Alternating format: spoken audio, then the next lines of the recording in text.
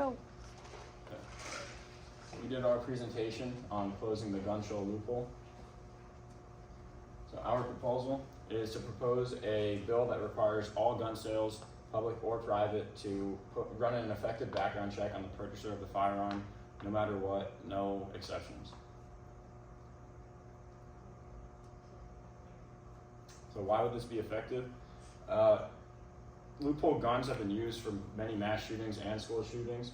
One of the most prolific mass shootings in American history is the Columbine school shooting. And in that shooting, a friend of the shooters bought the shotguns and the 9mm carbine at the Tanner gun show from an unlicensed seller, meaning that a background check was not ran on him. So he was able to purchase those guns without really any sort of background check. And additionally, looking at this graph, there's been a 19% increase in the use of gun show guns in violent crimes since 2017. So it's still a problem, and it continues to be a problem in the future. Political feasibility, 77% of Republicans support all purchases having a background check, which is exactly what we're proposing. So there's obviously support from both sides for this issue, so that shouldn't really be too big of an issue. And a good example of this is Maine, which is a fairly conservative state with high gun ownership, and they already have in their state legislation a law requiring background checks for all guns. So that means it was voted in by the people, and even though they have high gun ownership and semi-conservative viewpoints. So how do gun shows actually work?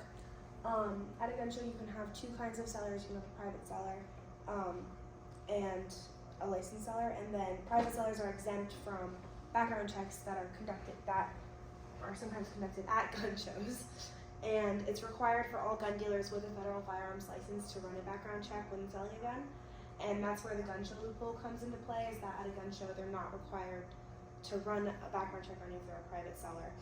So there's a story from gunsinamerica.org where this guy was a private seller and he sold like 4 guns within 2 minutes and he made like $1,000. Selling guns with background checks, 30% of guns involved in criminal trafficking are connected to gun shows where background checks aren't required, which goes to show that guns at gun shows sold through private sellers sold without background checks is where where a majority of criminal guns are sold, and implementing the background checks would support cutting out private sales and cutting out the gun show loophole, meaning that more background checks would happen.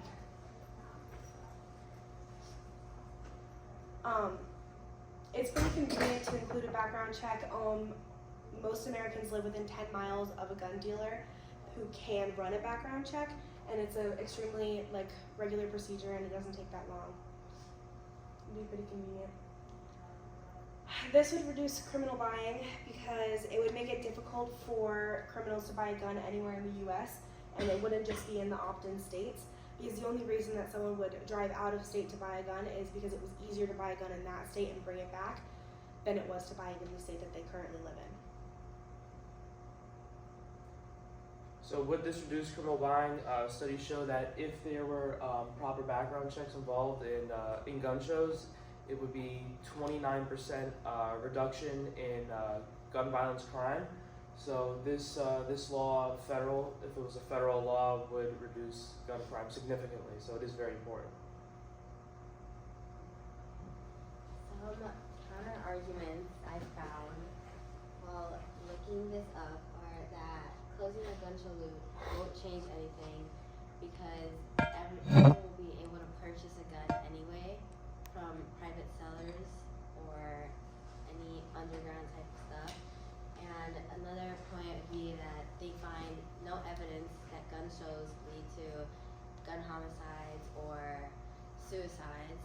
And the last point would be that gun shows already do background checks and they aren't really reliable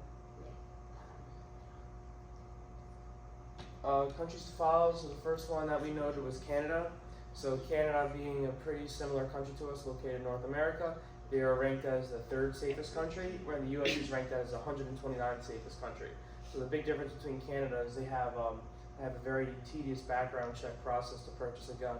I think you have to wait 2 months after you get a complete stabilized background check, whereas the U.S. and certain states you don't even need a background check, or it could just be a quick, look up on the computer.